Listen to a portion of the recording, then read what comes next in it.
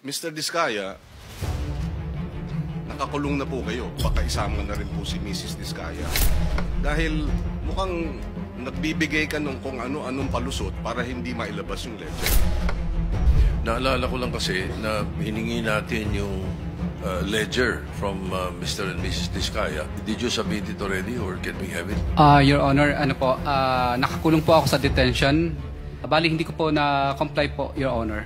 Si Mrs. Diskaya, di naman siya naka-confine dito sa atin. Wala po siyang idea dun sa mga, kasi ako po ang may ka-transaction po dun sa ibang politician po. Walang kinalaman yung kung alam niya yung transaksyon o hindi.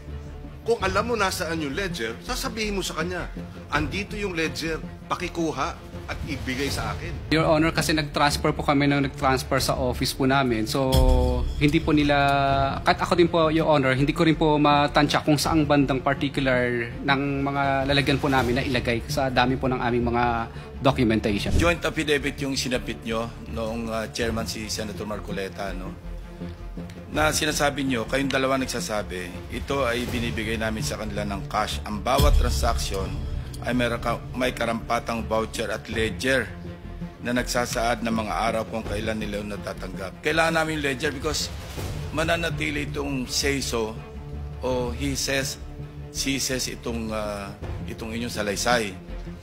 At inamin nyo na mayroong ledger. Ngayon sasabihin mo, hindi makita yung ledger. Pagka ganyan, baka may mag-move dito, makontempt si Mrs. Diskaya. Kasi maliwanag, hindi naman ikaw lang nagsabi na may ledger eh. Dalawa kayo. Kasi nga sinumpa ang salaysay ito eh. Kung ayaw ninyong makulong, pati si Mrs. Diskaya, yun na ang paraan.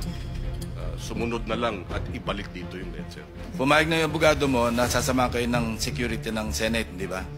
At babalik kayo para dalhin yung dokumento, ledger. Nagpapatunay o nagsusuporta doon sa inyong sinumpang salaysay na may mga kongresista na nakatanggap sa inyo. Yun ang maliwanag, hindi ba, Mr. Diskaya? Your Honor, hindi lang po congressman, pati po mga, Yes. po. Yes, maski sino, lahat. Mga USEC. Lahat. We will excuse you. Sasamahan ka ng Sergeant at Arms para kunin yung ledger and we will wait for you.